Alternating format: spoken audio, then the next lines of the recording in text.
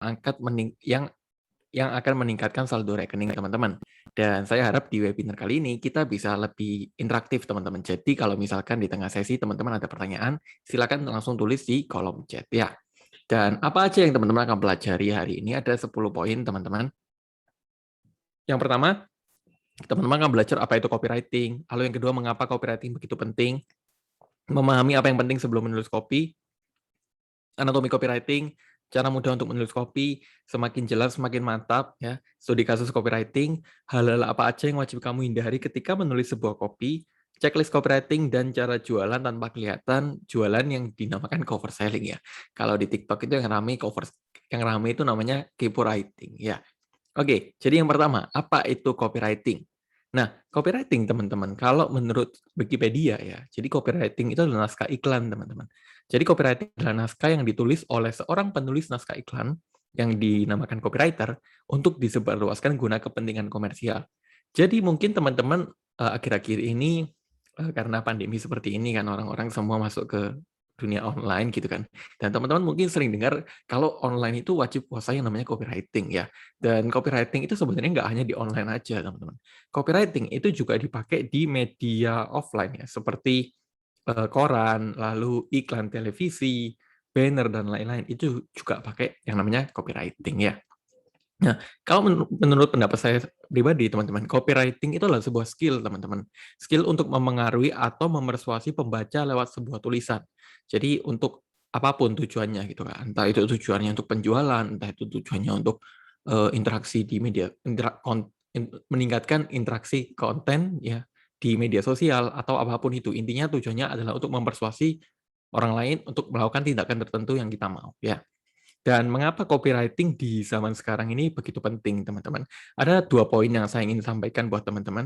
Yang pertama, ketika kamu ingin mempromosikan sesuatu, bukankah kamu menggunakan gambar dan tulisan? Jadi teman-teman di sini yang sedang, saya nggak tahu background teman-teman apa, apakah teman-teman itu penjual online ya, atau pebisnis online, ataupun teman-teman content creator. Tapi salah satu hal yang wajib kita tahu, teman-teman, di dunia online itu kalau kita ingin berkomunikasi ya, jadi komunikasi itu kan ada dua ya, ada lisan dan ada tulisan ya. Lisan itu langsung ngobrol gitu kan. Nah, kalau di dunia online itu komunikasinya lewat tulisan gitu kan. Bagaimana kita ini ingin menyampaikan pesan kita ke audiens kita, itu kan lewat sebuah tulisan kan. Jadi lewat sebuah gambar dan tulisan ya. Jadi sebuah gambar itu juga sangat penting teman-teman. Jadi desain itu penting, tulisan itu juga nggak kalah penting teman-teman. Jadi ya kita tahu sendiri bahwa gambar dan tulisan itu adalah ujung tombak lah ya kalau saya bisa bilang di dalam dunia online gitu ya. Ketika kita ingin mempromosikan sesuatu ya. Lalu di media sosial teman-teman, ini itu yang pertama ya. Lalu yang kedua di media sosial itu kita nggak hanya bersaing dengan orang-orang, bersaing dengan kompetitor kita aja. Kita juga bersaing dengan orang-orang yang mereka follow. Maksudnya apa? Maksudnya seperti ini. Kalau misalkan teman-teman bayangkan ya, saya ini target pasar teman-teman. Saya follow akun media sosial teman-teman. Otomatis saya nggak mungkin hanya follow akun teman-teman aja kan. Saya pasti follow banyak orang. Ya anggaplah 500 orang gitu ya. Nah, kalau saya follow 500 orang, otomatis setiap harinya saya melihat kurang lebih 50 sampai 100 konten di akun media sosial saya. Contoh akun Instagram saya. Nah, coba teman-teman bayangkan, gimana caranya teman-teman bisa bersaing dengan orang-orang yang saya follow ini? Jadi gimana caranya teman-teman bisa bersaing dengan 50 sampai 100 konten setiap hari? Dan itu kita belum ngomongin tentang kompetitor. Jadi kita wajib tahu teman-teman bahwa pentingnya untuk kita itu bisa menarik atensi atau menarik perhatian orang lain. Itu salah satunya dengan menggunakan copywriting ya. Nah, agar teman-teman lebih kebayang ya, ini saya kasih studi kasus menarik ya teman-teman. Coba teman-teman bandingkan dua banner ini ya. Ini sama-sama jualan rumah teman-teman. Tapi kalau menurut teman-teman, ini lebih menarik yang mana? Banner A atau banner B ya? Silakan tulis pendapatnya di kolom chat ya. Apakah lebih menarik banner A ya atau banner B ya? Di kondisi ya ini kan sama-sama jualan gitu ya. Wah, banner B, banner B, banner B. Semua setuju banner B ya. Nah, kenapa banner B ini menjadi menarik, teman-teman? Karena, teman-teman, salah satu hal ya, salah satu faktor untuk memengaruhi orang lain itu kita memberikan sesuatu yang baru gitu kan bagi mereka kan. Nah, kalau kita bilang yang banner A gitu kan, ya itu sudah sering dikonsumsi market kan, ya biasa aja kan. Tapi yang banner B ya, beli rumah langsung dapat istri muda. Wah, meskipun istri mudanya itu singkatan seperti ini ya, investasi rumah idaman murah dan aman gitu ya. Tapi menarik gitu kan bagi orang lain. Kenapa? Karena sesuatu yang baru, teman-teman ya. Jadi, ya itulah perbedaannya, teman-teman ya. Karena copywriting itu bagaimana teman-teman itu ingin bentar, koneksi saya oke, koneksi saya aman ya. Jadi copywriting itu adalah jembatan, teman-teman. Bagaimana kamu itu ingin mengomunikasikan produk kamu ke target pasar kamu, itu ada jembatannya, teman-teman. Dan cara berkomunikasinya, ya cara jembatannya adalah copywriting ya. Jadi sesimpel itu ya. Dan tujuan dari copywriting ada banyak ya. Bisa untuk meningkatkan interaksi, konversi, subscriber, dan lain-lain. Simpelnya sih intinya copywriting itu tujuannya untuk memersuasi orang lain ya. Dan setelah teman-teman paham nih, oh iya Mas, ternyata penting ya copywriting di zaman sekarang ya. Lalu gimana cara nulisnya gitu kan. Nah, sebelum kita ngobrolin tentang gimana cara nulisnya, ada dua hal penting yang wajib teman-teman tahu sebelum menulis sebuah copy, teman-teman. Yang pertama, copywriting kamu buat siapa? Yang kedua, apa keunikan produk kamu, teman-teman? Karena ya teman-teman tadi lihat sendiri kan, copywriting kan jembatan kan, bagaimana kamu mengomunikasikan produk kamu ke target pasar kamu. Jadi selain kamu harus tahu kelebihan dan keunikan produk kamu juga harus tahu dulu nih, target pasar kamu itu siapa ya. Oke, kita bahas dulu yang pertama, teman-teman. Copywriting kamu buat siapa? Nah, saya sering banget dapat pertanyaan seperti ini, teman-teman. Mas, produk saya, misalkan apa ya, skincare misalkan. Kira-kira target pasarnya kira-kira copywriting-nya gimana ya? Nah, saya selalu tanya balik, "Oh, produk kamu itu, kira-kira target pasarnya siapa ya?" Jawabannya kebanyakan seperti ini, "Kalau bisa sih saya ingin targetin semua orang, Mas. Saya ingin targetin semua orang seluruh Indonesia ya, seluruh usia, seluruh latar belakang apapun," gitu kan. Nah, kalau kita ngomongin tentang, bisnis teman-teman ya, otomatis kita ingin profit banyak gitu kan. Tapi kalau kita ngomongin tentang copywriting kamu itu buat siapa, itu nggak bisa disamakan, teman-teman. Kenapa? Karena simpel, teman-teman. Coba teman-teman bayangkan, kalau misalkan saya ingin menulis untuk milenial dan saya ingin menulis untuk mama, itu kan dua hal yang berbeda ya, teman-teman ya. Coba teman-teman bayangkan nih, kalau misalkan saya ingin, ngajak ngopi gitu ya, milenial ya, tapi saya pakai tulisan yang seperti ini, "Hai kawan, maukah Anda ngopi dengan saya?" Nah, otomatis orang akan berpikir, "Apa sih? Aneh banget," gitu kan. Nah, mereka akan lebih relevan dengan kata-kata seperti, Bro, ngopi yuk." Nah, itu kan lebih relevan, teman-teman. Jadi, kita tahu sendiri bahwa pentingnya untuk pemilihan kata-kata, teman-teman, yang sesuai dengan target pasar, itu bisa memengaruhi, teman-teman ya. Jadi kamu wajib tahu dulu nih, copywriting kamu itu buat siapa ya. Dan agar memudahkan teman-teman untuk mengetahui teman-teman ini ingin menulis buat siapa, teman-teman bisa buat yang namanya buyer persona ya. Apa itu buyer persona? Buyer persona ini kalau saya ambil definisi dari Google, teman-teman. Buyer persona ini adalah karakter fiktif yang sengaja diciptakan sebagai target konsumen. Buyer persona ini mewujudkan siapa konsumen terbaik dalam bisnis Anda, seperti apa wajahnya, bagaimana sifatnya, dan bagaimana ia mengambil suatu keputusan. Jadi singkatnya, buyer persona ini adalah inilah ya, apa, representasi lah dari target pasar kamu itu siapa ya. Dan buyer persona itu meliputi beberapa hal ini, teman-teman. Yang pertama itu nama, yang kedua usia, jenis kelamin, tempat tinggal, pekerjaan mereka apa, masalah terbesar mereka apa, false belief atau kepercayaan yang salah yang mereka punya, apa keinginan mereka, kendala mereka belum beri produk kamu apa, siapa public figure yang mereka idolakan, media online yang sering mereka akses, dan kompetitor atau tempat mereka belanja ya. Nah, agar teman-teman lebih dapat gambarannya, ini saya kasih contoh studi kasus tentang buyer persona ya. Misalkan di case ini kita ingin jualan suplemen diet, teman-teman. Di mana buyer personanya adalah Anastasia ya. Anastasia ini usia 23 sampai 35 tahun ya, jadi milenial gitu kan. Dan wanita, lalu tempat tinggalnya di Jawa Timur, pekerjaan mereka karyawan swasta, masalah terbesar mereka apa? Mereka ini sering insecure karena nggak memiliki berat badan yang ideal. False belief atau kepercayaan yang salah yang mereka punya, ya mereka ini berpikir bahwa ya suplemen diet itu semua sama aja lah. Kalau pakai pasti bagus hasilnya ya. Kalau nggak pakai ya hasilnya jelek ya, menyebabkan ketergantungan gitu kan. Lalu apa keinginan mereka? Mereka ini ingin tampil langsing dan bikin cowok-cowok salting gitu ya. Nah, kendala mereka belum beli produk kamu apa? Mereka ini masih bersikuku dengan false belief-nya yang ini ya. Public figure yang mereka idolakan, ya contohnya dari Sadi ya. Media online yang sering mereka akses, YouTube, Instagram, TikTok ya. Kompetitor atau tempat mereka belanja, contohnya brand ini gitu ya. Nah, dengan kita mengetahui hal ini, teman-teman, tentu itu akan sangat memudahkan teman-teman.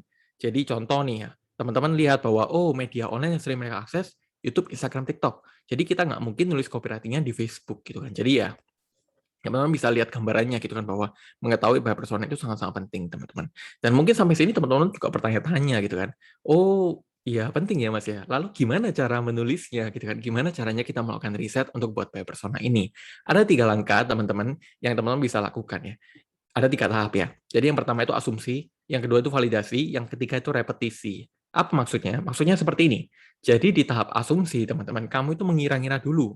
Misalkan produk teman-teman apa. Nah, kira-kira produk teman-teman ini target pasarnya siapa? Dikira-kira dulu, lalu dibuat buyer personanya ya. Lalu setelah teman-teman ngira-ngira, jangan sampai dikira-kira aja, teman-teman. Tapi lakukan validasi. Validasi itu teman-teman membuktikan apakah asumsi yang teman-teman buat ini benar atau enggak ya. Caranya gimana? Ada 4 cara, teman-teman. Yang pertama, kamu bisa tanya ke orangnya langsung. Contoh, saya kan sempat nulis copywriting untuk produk hijab gitu kan. Di mana saya nggak pakai hijab, teman-teman. Jadi saya nggak tahu gitu kan. Kalau orang pakai hijab itu mereka kira-kira masalahnya apa ya? Nah, saya nggak tahu kan. Jadi, ya apa yang saya lakukan? Ya saya tanya ke teman saya yang sekiranya target pasar saya dan pakai hijab. Saya tanyanya apa? Saya tanyanya seperti ini. Misalkan, hijab gitu kan. Ya saya tanya, "Kamu kalau beli hijab itu yang kamu pertimbangkan apa sih?" Nah, baru mereka jawab, "Oh, saya itu lihat dari, motifnya, saya lihat dari harganya, saya lihat dari bahannya panas atau enggak, saya lihat dari kainnya itu letoy atau enggak, dan lain-lain." Jadi dari sana kita bisa ambil kesimpulan, oh ternyata kalau orang beli hijab itu seperti itu toh. Baru kita bisa menganalisa kira-kira masalah mereka apa yang mereka mau, ya. Lalu cara yang kedua, itu kamu bisa riset dan membaca beberapa artikel, teman-teman. Jadi menulis copywriting itu pada dasarnya nggak bisa asal-asalan, teman-teman. Dan waktu kita menulis copywriting itu waktu yang paling paling hal yang paling banyak memakan waktu itu adalah di bagian risetnya, teman-teman. Jadi 80% riset, 20% menulisnya gitu kan. Ya, di artikel itu teman-teman cari aja, misalkan teman-teman produknya hijab tadi gitu kan. Ya cari aja faktor-faktor yang memengaruhi orang beli hijab. Nanti kan keluar semua tuh. Dari sana kita bisa riset dan membaca beberapa artikel ya. Lalu yang ketiga teman-teman, itu kamu bisa cek media sosial kompetitor atau influencer yang mereka follow. Jadi teman-teman tadi lihat bahwa gunanya kita untuk meriset ya. Jadi yang tadi kan buyer personanya ada ya. Jadi influencer yang mereka follow itu Dani Sadi gitu kan. Nah, apa sih gunanya kita itu untuk riset media sosial kompetitor atau influencer yang mereka follow? Teman-teman coba lihat bahasanya. Jadi kosakata apa yang sering mereka pakai, curhatan mereka apa yang sering mereka omongkan, dan lain-lain. Nah, itulah yang akan nanti jadi bahan kita untuk nulis copywriting ya. Lalu yang keempat, cek di marketplace. Jadi marketplace ini bisa saya bilang seperti harta karun teman-teman di zaman sekarang. Kenapa harta karun? Karena teman-teman kalau dulu itu kan kita harus bayar ya untuk melakukan riset ya. Sekarang enggak. Teman-teman tinggal cari aja ya di marketplace, teman-teman cari produk yang paling teman-teman jual gitu. Misalkan hijab, cari toko yang paling ramai teman-teman dan cek bintang 1 dan bintang 5-nya. Teman-teman coba cek, mereka itu kalau bintang 1 itu masalahnya komplainnya kenapa sih? Lalu bintang 5 itu, mereka itu happy-nya atau puasnya kenapa? Nah, dari sana kan bisa mendapatkan beberapa asumsi kan, dan kamu bisa melihat, oh ternyata, mereka masalahnya ini ya. Jadi kamu bisa melakukan validasi dari asumsi yang kamu sudah buat ya. Lalu di tahap repetisi, itu kamu membuat buyer persona lain dan kembali ke tahap pertama, teman-teman. Jadi, ya idealnya satu produk kan punya beberapa target pasar ya, jadi buat buyer persona yang lain ya. Lalu yang kedua, teman-teman, apa keunikan produk kamu? Jadi selain teman-teman wajib tahu target pasar ya dengan membuat buyer persona, kamu juga harus tahu dulu nih keunikan produk kamu itu apa ya. Dan kalau kita ngomongin tentang keunikan, teman-teman, itu teman-teman bisa tulis dulu fitur dan manfaat produk kamu itu apa ya. Nah, kalau kita ngomongin fitur, teman-teman, fitur itu adalah segala sesuatu yang berhubungan tentang produk, seperti komposisi, cara pemakaian, proses pembuatan produk, dan lain-lain. Kalau manfaat, itu adalah apa yang market kamu dapatkan dari fitur produk tersebut. Contoh, misalkan tadi personnya Anastasia gitu kan, dan produknya suplemen diet ini. Nah, fiturnya apa? Fiturnya seperti ini. Produk ini dibuat dari 20 sayur-sayuran dan buah-buahan yang 100% organik, diproses dengan teknologi lyophilization yang juga dikenal dengan freeze drying atau pengeringan beku. Yang ketiga, diimpor langsung dari Korea. Nah, kalau kita cuma ngomongin tentang fitur, teman-teman, misalkan jual suplemen diet ya, produk ini dibuat dari 20 sayur-sayuran dan buah-buahan yang 100% organik, diproses dengan teknologi freeze drying, diimpor langsung dari Korea, minat WA di sini ya. Nah, orang kan akan berpikir kan, Iya, terus kenapa gitu kan? Kalau produkmu bagus, emang efeknya buat saya apa? Nah, di sanalah kita harus tekankan yang namanya manfaatnya, teman-teman. Apa itu manfaat? Manfaat itu adalah apa yang mereka akan dapatkan dari fitur ini. Contoh, produk ini dibuat dari 20 sayur-sayuran dan buah-buahan yang 100% organik, sehingga tubuh kamu bisa mendapatkan nutrisi secara sempurna tanpa perlu khawatir tentang racun dan pestisida. Nah, orang kan mulai kebayang kan, oh iya, bener juga ya, jadi ya efeknya buat saya itu seperti ini loh. Nah, jadi ada beberapa kasus di mana kamu bisa menekankan manfaatnya teman-teman dibandingkan fiturnya ya. Lalu jangan berhenti sampai produk aja, teman-teman. Buatlah yang namanya offer ya. Apa itu offer? Offer itu adalah penawaran, teman-teman. Dan offer itu nggak sama dengan produk ya. Dan mungkin akhir-akhir ini teman-teman juga sering mendengarkan ya istilah yang namanya perang harga gitu kan. Jadi di mana-mana perang harga gitu ya, online perang harga, offline perang harga. Terus gimana caranya kita bisa lepas dari perang harga? Ya, salah satunya kamu buat yang namanya offer teman-teman atau penawaran ya. Contohnya gimana? Contohnya seperti ini. Misalkan tadi produknya suplemen diet ya, harganya 500.000 gitu kan, hanya dapat produk aja ya. Ya mahal atau murah tergantung ya, relatif gitu kan.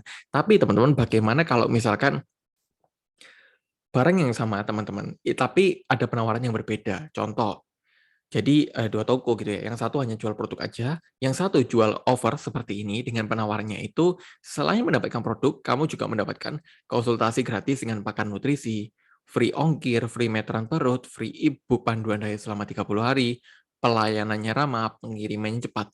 Nah, kalau teman-teman nih dapat, dengan ingin beli suplemen diet ini ya, 2 toko yang berbeda gitu kan, toko A dan toko B, di mana toko B itu ada penawaran yang lebih seperti ini, dan toko A ini hanya jual barang seperti ini, otomatis kita akan pilih yang toko B yang penawarannya menarik kan. Kenapa? Karena kita dapat bonus yang banyak gitu kan dibandingkan hanya toko A. Jadi dalam kita membuat sebuah penawaran teman-teman, itu kuncinya adalah coba teman-teman pikirkan, kira-kira teman-teman value tambahan apa yang bisa kamu berikan yang sekiranya mereka butuhkan. Jadi nggak asal bonus aja, tapi bonus yang benar-benar mereka itu butuhkan dan kamu bisa tambahkan ya.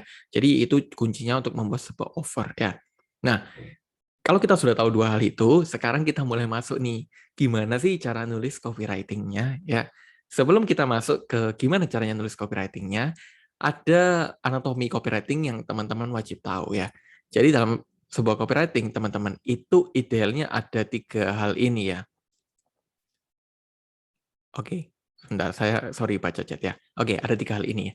Yang pertama headline atau judul, yang kedua isi copywriting, yang ketiga call to action ya. Ya, ini saya analogikan sebagai manusia ya, teman-teman, di mana headline itu kepalanya, isi itu badannya, call to action itu kakinya. Jadi kalau misalkan teman-teman lihat bahwa tiga hal ini enggak ini ya, apa, tiga hal ini enggak saling ada gitu kan, pasti jadi aneh gitu kan. Misalkan hanya ada badannya dan ada kakinya, tapi nggak ada kepalanya gitu kan. Jadi tiga hal ini saling melengkapi dalam sebuah copywriting, teman-teman ya. Nah, kita bahas dulu yang namanya headline, teman-teman, atau judul ya. Headline atau judul ini adalah faktor yang sangat penting untuk copywriting, teman-teman. Kenapa? Karena simpelnya gini, teman-teman. Misalkan teman-teman di sini ingin mencari sebuah informasi ya di YouTube ya. Teman-teman cari apa ya? Misalkan cara buat nasi goreng misalkan. Nah, dari banyaknya video yang direkomendasikan, teman-teman. Faktor apa yang membuat teman-teman itu klik satu produk? Jawabannya adalah klik satu video ya, sorry. Jawabannya pasti adalah thumbnail-nya kan, cover-nya itu kan yang menarik kan. Sama halnya dalamnya sebuah copywriting, teman-teman. Dalam kita menulis copywriting, pastikan headline atau judulnya itu menarik buat mereka, teman-teman. Tanpa headline atau judul yang menarik, ya otomatis mereka nggak akan baca tulisan kamu kan, dan otomatis ya copywriting kamu nggak menghasilkan. Kenapa? Karena kamu nggak bisa menarik perhatian mereka. Jadi dalam sebuah copywriting itu headline-nya adalah faktor yang sangat-sangat penting untuk copywriting kamu. Lalu gimana caranya nulis headline yang menarik, Mas? Nah, headline itu ada tipe-tipenya, teman-teman ya. Jadi ada 13 jenis, teman-teman. Di kali ini kita bahas 5 aja. Ada 5 yang kita akan bahas. Yang pertama curiosity headline. Yang kedua, curiosity headline itu curiosity headline adalah headline yang membuat orang penasaran. Fear headline adalah headline yang menakut-nakuti orang lain. Benefit headline adalah headline yang memberikan manfaat. Selective headline adalah headline yang dibuat seolah-olah menargetkan orang orang tertentu. Pertanyaan headline adalah headline yang menanyakan sesuatu ya. Dan masih ada 8 jenis lagi ya. Nah, agar teman-teman lebih dapat gambaran gitu ya, kita langsung masuk ke contohnya aja ya. Ini contoh untuk dari produk suplemen diet, teman-teman. contoh curiosity headline ya. Contohnya seperti ini. Ini rahasia saya bisa turun berat badan 5-10 kilo meskipun jarang olahraga ya. Nah ini kan menarik ya buat orang ya. Gimana caranya gitu kan. Apalagi orang-orang yang mungkin mengalami masalah obesitas ya. Wah gimana caranya, saya juga pengen tahu gitu kan. Ya, ini contoh curiosity headline ya. Lalu yang kedua fear headline ya. Jadi fear headline ini adalah contoh headline yang menakut-nakuti ya. Contohnya seperti ini.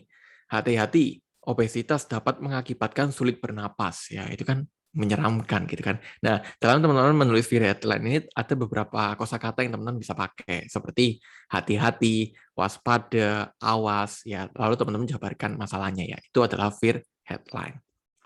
Lalu contoh lagi benefit headline. Contohnya seperti ini, gratis ongkir plus meteran perut khusus pembelian hari ini. Jadi benefit headline ini headline yang sering dipakai ketika ini ya, entah itu offline ataupun online ya. Contohnya, beli 2 gratis 1, diskon 50% untuk apa gitu kan. Misalkan untuk pembelian hari ini misalkan, atau bonus bonus tas cantik untuk beli sepatu ini misalkan. Nah, itu adalah benefit headline. Jadi kita tunjukkan langsung nih manfaat apa yang mereka akan dapatkan ya. Lalu yang selanjutnya adalah selective headline. Selective headline ini adalah headline yang menargetkan orang-orang tertentu. Contoh, khusus Anda yang ingin turun berat badan tapi malas olahraga. Nah, orang kan yang ada dua orang yang akan tertarik ya. Yang pertama orang yang ingin turun berat badan, yang kedua orang yang malas olahraga ya. Mereka akan melihat, oh ini kayaknya buat saya deh. Nah, ini adalah selective headline ya. Jadi bisa pakai banyak kosakata teman-teman seperti khusus siapa ya, buat buat siapa ya? Buat warga Jawa Timur gitu ya. Untuk warga Jawa Timur atau kepada warga Jawa Timur. Jadi Jawa Timur terlalu luas ya. Kepada warga Surabaya misalkan. Nah, orang-orang yang di Surabaya akan merasa, oh ini apa nih? Ini kayaknya buat saya deh. Nah, itu contoh selective headline ya. Lalu contoh lagi pertanyaan headline. Jadi pertanyaan headline itu bisa menanyakan masalah atau harapan mereka. Contohnya seperti ini. Sudah olahraga tapi nggak kurus-kurus? Nah, itu pertanyaan headline ya. Lalu, jangan menulis fitur aja teman-teman, tapi tulislah benefit ya. Apa maksudnya? Maksudnya seperti ini. Coba teman-teman bandingkan ya, yang tadi sudah saya singgung ya di awal ya. Kalau misalkan kita hanya bilang, ya suplemen ini dibuat dari 100% buah-buahan dan sayur-sayuran terbaik di Korea, suplemen terbaik, dan lain-lain. Orang kan kadang nggak paham gitu kan, manfaatnya apa buat saya. Saya dapat apa gitu kan. Lalu so what gitu. Maksudnya so what itu kayak, ya terus kenapa buat saya itu efeknya apa? Kadang-kadang itu orang nggak ngerti, teman-teman. Kita harus tekankan manfaatnya buat mereka ya. Ya contohnya seperti ini gitu kan. Karena dibuat dari 100% buah-buahan dan sayur-sayuran yang diproduksi langsung di Korea. Kamu tidak perlu khawatir tentang bahan kimia dan efek samping setelah mengonsumsi suplemen ini. Nah, ini kan berbeda ya, teman-teman. Tapi, teman-teman, ini kembali lagi ke produknya sih, teman-teman. Ada beberapa produk yang kamu bisa tekankan fitur aja dibandingkan manfaat. Contoh, saya sempat jualan kitchenware, teman-teman. Kitchenware itu ini ya, pecah belah ya, peralatan dapur ya, seperti piring, gelas, mangkok, dan lain-lain. Nah, gimana cara saya nulis copywriting-nya? Ya saya tulis langsung fiturnya. Jadi, jual piring gitu kan, diameter 7 inch, bahan keramik, motif bunga bunga apa, bunga hitam, bunga merah, dan lain-lain. Ya minat WA di sini. Nah, itu bisa rame-rame aja teman-teman. Kenapa? Karena sebelum teman-teman itu membuat copywriting, itu coba dipikirkan dulu, kira-kira kalau orang itu beli produk teman-teman itu mereka melihat dari fitur atau manfaatnya ya. Jadi ya, kembali lagi ke produknya teman-teman. Nah, itu tentang headline, teman-teman. Lalu ini ada formula copywriting yang akan memudahkan kamu untuk menulis copywriting-nya, ya. Dan formula copywriting itu ada banyak ya, tapi yang paling sering dikenal ya, yang paling lama gitu, yang paling tua itu adalah AIDA ya. Apa itu AIDA? AIDA ini akronim dari Attention, Interest, Desire, Action ya. Jadi di bagian attention itu bagaimana kamu menangkap perhatian mereka, ya contohnya yang tadi kan bagian headline.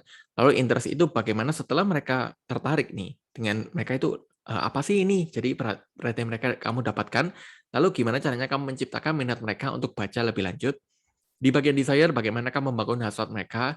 Di bagian action ajakan bertindak atau apa yang kamu pembaca lakukan.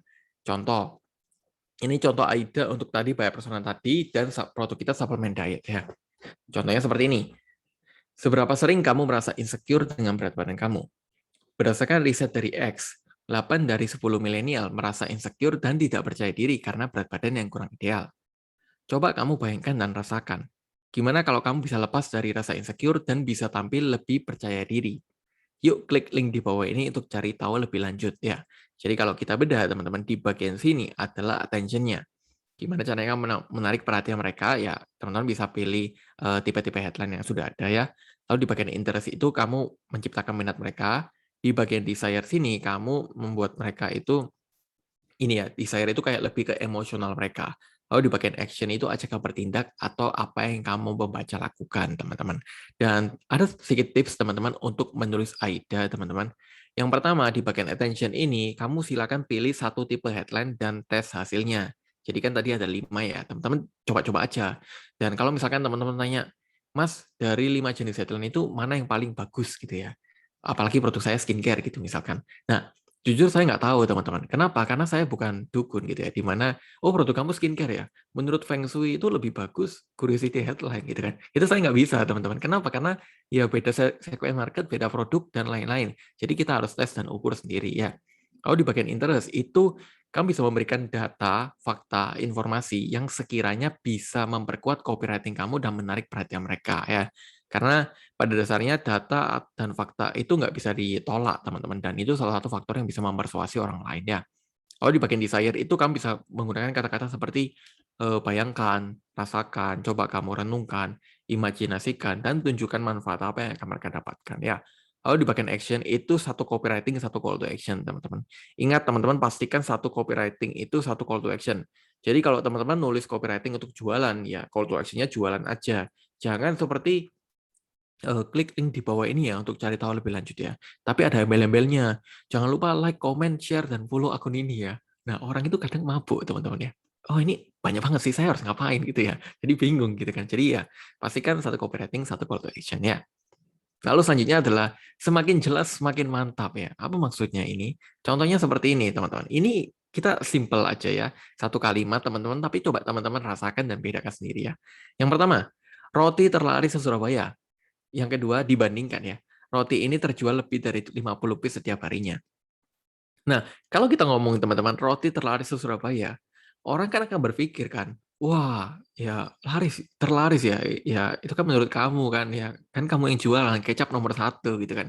Tapi kalau kita sorry, tapi kalau kita ngomong teman-teman tentang roti ini terjual lebih dari 50 piece setiap harinya. Nah, kita nggak bilang ini terlaris teman-teman ya, tapi orang akan mengasumsikan sendiri kan bahwa, oh banyak juga ya 50 piece ya, ini jangan-jangan laris deh, ini jangan-jangan enak deh. Jadi beda ya teman-teman ya. Teman-teman lihat sendiri bahwa itu berbeda teman-teman. Dan kalau misalkan kita ngomong terlaris, itu kita ngomong dari kita teman-teman. Tapi kalau kita ngomong tentang ini terjual lebih dari 50 piece, ya orang akan mengasumsikan sendiri gitu kan. Jadi ya lagi-lagi data gitu kan, atau fakta yang memang membuktikan bahwa ini laris gitu kan. Contoh lagi yang kedua, skincare terampuh dan terbukti untuk menghilangkan jerawat. Oh, ini kan bombastis banget gitu ya. Yang kedua, dibandingkan yang kedua ya, kandungan tea tree oil dalam skincare ini berpotensi untuk menghilangkan jerawat. Nah, teman-teman perhatikan lagi ya. Kalau misalkan kita bilang yang seperti ini, ketika ada orang, terampuh dan terbukti ya, mereka coba nih skincare kita. Terus kok jerawatnya nggak hilang-hilang ya, otomatis mereka kan kecewa kan dengan brand kita kan.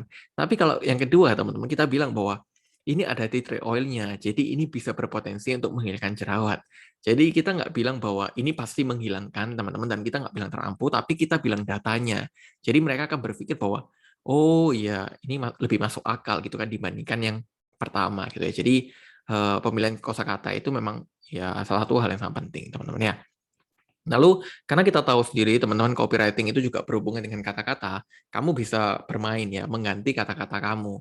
Contohnya murah, teman-teman bisa ganti dengan terjangkau atau kompetitif. Kenapa? Karena kalau teman-teman bilang murah, orang akan mempersepsikan kan bahwa misalkan nih ya, piring termurah di Surabaya gitu kan. Orang kan berpikir kan, wah murahan jangan-jangan produk kamu ya. Tapi kalau kita bilang bahwa harga piring ini terjangkau atau harga piring ini kompetitif, itu kan persepsinya beda ya teman-teman ya. Lalu contoh lagi, beli sekarang, ganti miliki sekarang, ganti dapatkan sekarang ya. Kenapa? Karena kalau beli itu kan konotasinya orang mengeluarkan uang ya, dan orang itu nggak suka mengeluarkan uang teman-teman ya.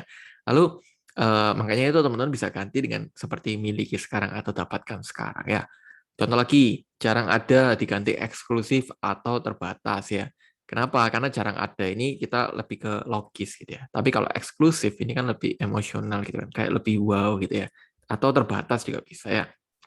Contoh lagi, sudah dirasakan, sudah terbukti, atau 1.215 orang telah merasakan manfaatnya ya.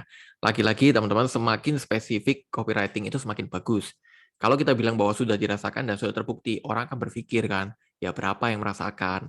Tapi kalau kita bilang bahwa 1.215 orang telah merasakan manfaatnya, orang akan berpikir sendiri, banyak juga ya 1.200 ya. Ini kayaknya produknya bagus deh. Nah, beda ya teman-teman ya.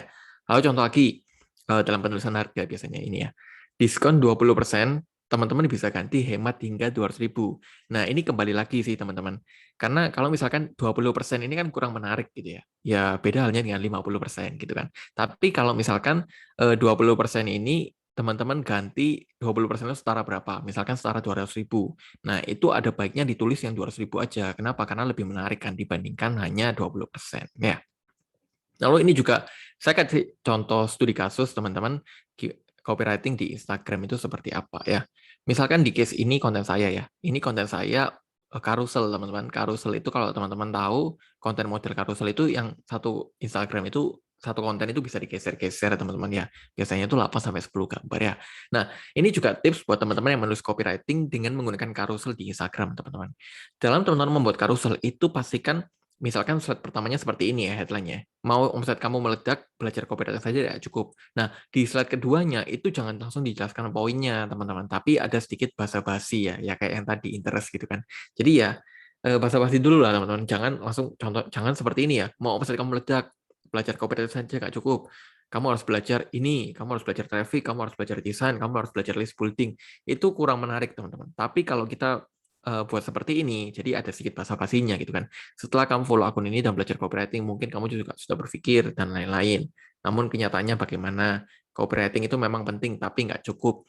Ada 3 hal lagi yang harus kamu pelajari. Nah, teman-teman bisa lihat polanya kan. Jadi saya baru jelaskan poinnya itu di slide kelima gitu kan setelah ini ya. Jadi ya ada bridging lah. Bridging itu kayak teman-teman mau masuk sebuah topik tapi nggak langsung jelaskan topiknya seperti itu ya.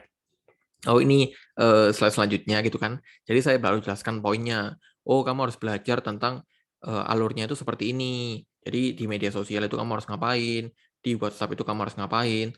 Lalu ketika mereka sudah beli pun jangan didiemin gitu kan. Lalu di slide ke-9 saya kasih rekapannya gitu kan. Jadi 3 skill yang harus kamu pelajarin selain copywriting adalah mencari traffic, desain, dan follow up. Yang ketiga skill follow up dan closing ya. Lalu teman-teman bisa lihat di call to action-nya, saya memberikan ajakan bertindak gitu ya, bahwa kalau kamu mau tahu lebih lanjut, kamu bisa klik link di bio-ku ya.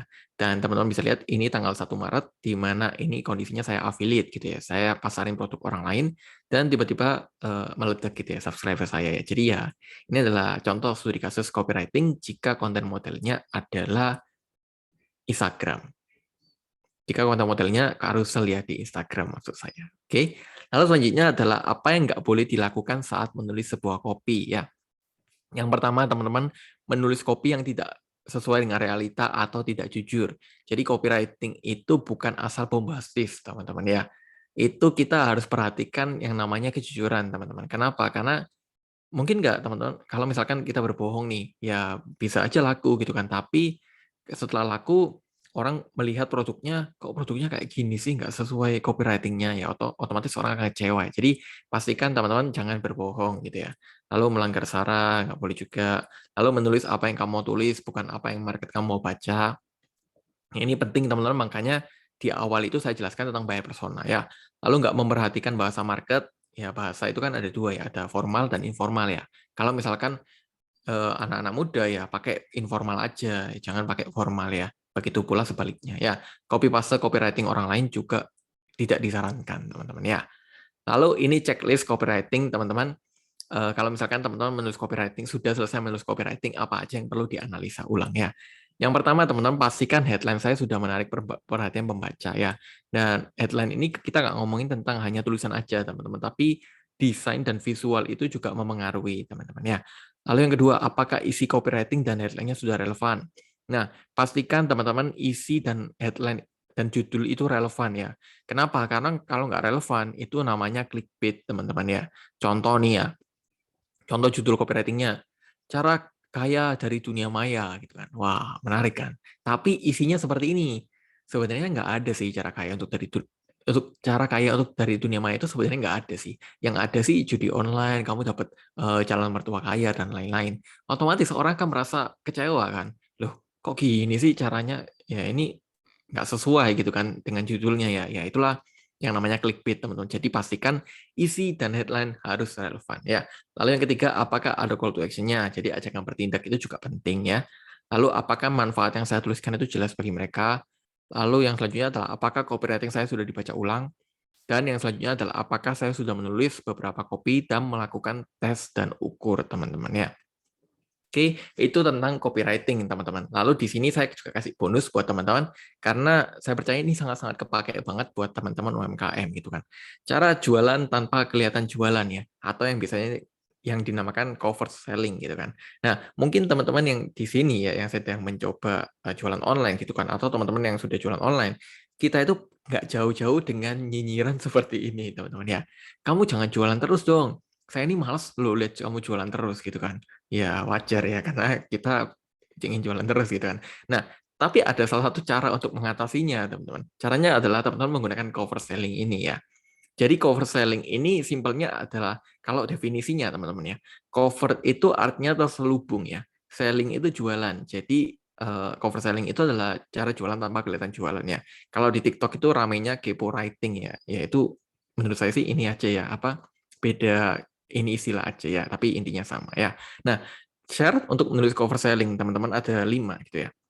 Yang pertama, dalam cover selling kamu pastikan memberikan efek penasaran, teman-teman. Lalu yang kedua, jangan memberikan penawaran secara langsung ya. Jadi beda dengan copywriting, teman-teman, di mana copywriting itu kan harus ada penawarannya, harus ada call to action-nya.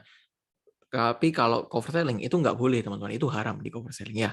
Lalu ada emosi di dalamnya, dan yang kelima kata-katanya ambigu ya. Contohnya gimana? Contohnya seperti ini. Misalkan jualan fashion gitu ya. Alhamdulillah akhirnya nemuin baju yang adem dan nggak mengganggu aktivitas harian di rumah. Nah, misalkan kalau target pasarnya emak-emak gitu ya, di mana emak-emak itu kalau yang pakai baju itu ribet, mungkin ya panas, lalu mengganggu aktivitas harian di rumah. Mereka akan melihat ini dan, wah itu gimana sih, bajunya seperti apa gitu kan, penasaran gitu kan. Jadi ya ini contohnya cover selling untuk produk kalau kita misalkan jualan fashion gitu ya. Contoh lagi jualan makanan, kacau sih ini makanan crispy di luar tapi bisa lumer banget di mulut. Ya udah gitu aja kan. Jadi semacam kayak kita itu curhat teman-teman ya. Nggak menjelaskan apapun, nggak memberikan gambar yang spesifik gitu kan. Tapi ya ya udah gini aja. Sehingga orang itu akan merasa gregetan sendiri kan. Itu apa sih maksudnya, makanannya kayak gimana gitu kan yang crispy di luar tapi bisa lumer di mulut ya. Baru kita jelasin kalau mereka tanya, "Oh ini produknya." Beda ya caranya teman-teman ya. Contoh lagi jualan skincare. Akhirnya ada skincare yang benar-benar mengerti kulitku yang sensitif ini, ya udah gitu aja gitu kan. Jadi ya kita nggak ngajak orang buat beli gitu kan, tapi ya dengan mereka melihat seperti ini, mereka kan akan merasa, "Oh, apa sih skincare gimana ya mengerti kulitmu?" Ya baru mereka penasaran, ya itulah cover selling ya. Dan itu aja dari saya teman-teman, saya kembalikan ke MC untuk sesi selanjutnya ya. Oke, gila banget ya. Ada 60 slide dan 60-nya daging semua. Wah, nanya teman-teman semua, saya pun juga belajar di sini tentang copywriting dan catatan saya ada tiga halaman di sini. Saya milih 4 pertanyaan terbaik nih. Bisa dibantu jawab ya, Kak. Oke. Yang pertama dari Kak Lia, bagaimana contoh copywriting produk untuk cemilan, terutama yang convert selling itu, sama Aida, masing-masing satu sih. Oke, jadi kalau kita ngomongin tentang copywriting, teman-teman, itu sebenarnya saya nggak bisa jawab. Kenapa? Karena yang harus tahu itu teman-teman sendiri. Kenapa? Kan target pasarnya yang tahu teman-teman, produknya itu yang tahu teman-teman. Jadi ya sangat sulit untuk saya menjawab gitu kan. Walaupun ya bisa nggak buat ya bisa, tapi ya asal-asalan dan kurang tajam gitu kan. Jadi harus tahu dulu itu cemilannya buat siapa, kelebihannya apa, lalu target pasarnya siapa, itu yang harus tahu ya. Kalau cover selling ini kalau kita ngomongin tentang cover selling ya teman-teman, itu sebenarnya bukan sebuah keilmuan yang diakui gitu ya, secara harfiah itu nggak ada. Kenapa? Karena coba teman-teman cari gitu di Google, apa itu cover selling? Itu nggak ada, di Wikipedia itu nggak ada teman-teman. Tapi cover selling ini sering dipakai di market Indonesia dan terbukti juga ampuh gitu ya. Contohnya gimana? Ada pola-polanya seperti biasanya tuh pola-pola yang bersyukur gitu ya, itu paling sering banget. Contoh, alhamdulillah sore-sore bisa nyemil keripik yang gurih ini ditemani sama sinetron favoritku, misalkan seperti itu. Nah, itu kan penasaran ya orang, gimana sih maksudnya gitu ya. Atau bisa juga seperti ini.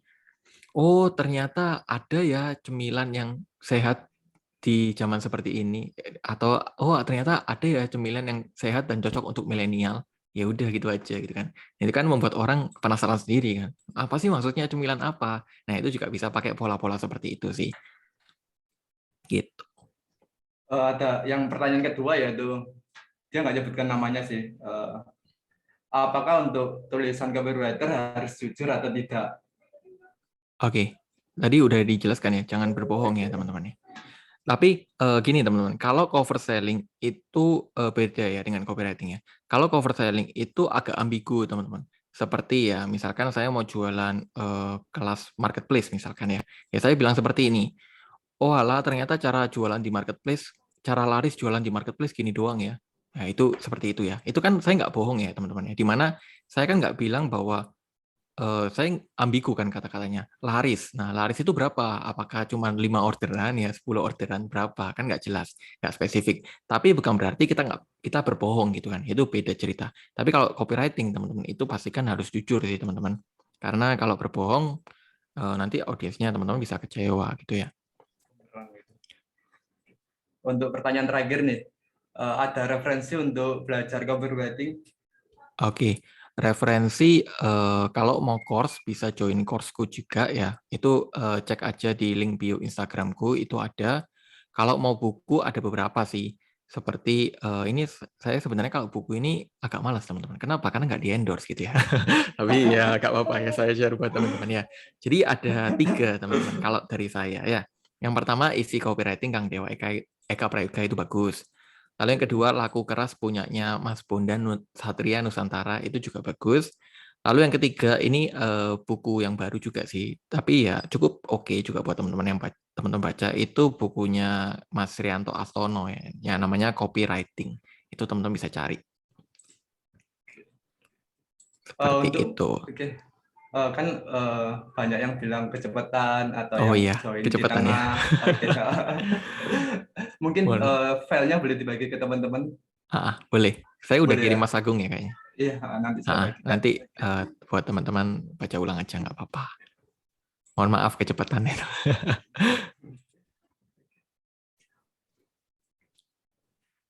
Ini ada pertanyaan di hari ketiga ini, ada 5 pertanyaan untuk teman-teman semua. Bagi yang bisa menyelesaikan tugas di hari ketiga ini, nanti dapat file di materi ini.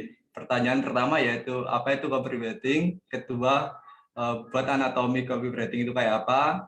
Ketiga, buat fitur dan manfaat produkmu masing-masing. Keempat, buat formula copywriting, formula IDA di salah satu produk bisnismu. Yang terakhir, buat satu cover selling untuk bisnismu. Bagi yang bisa menjawab 5 pertanyaan ini, nanti saya kasih filenya beserta record ini sih. Silakan di screenshot dulu sebelum saya akhiri acara kali ini.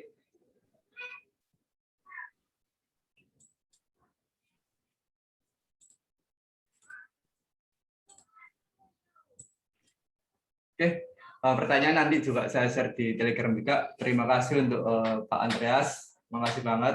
Terima Rekor juga kasih. kali ini yang join udah tembus 495, keren. Dan semoga banyak yang kebantu juga. Oke, selamat malam, selamat beraktivitas. Terima kasih semuanya. Thank you.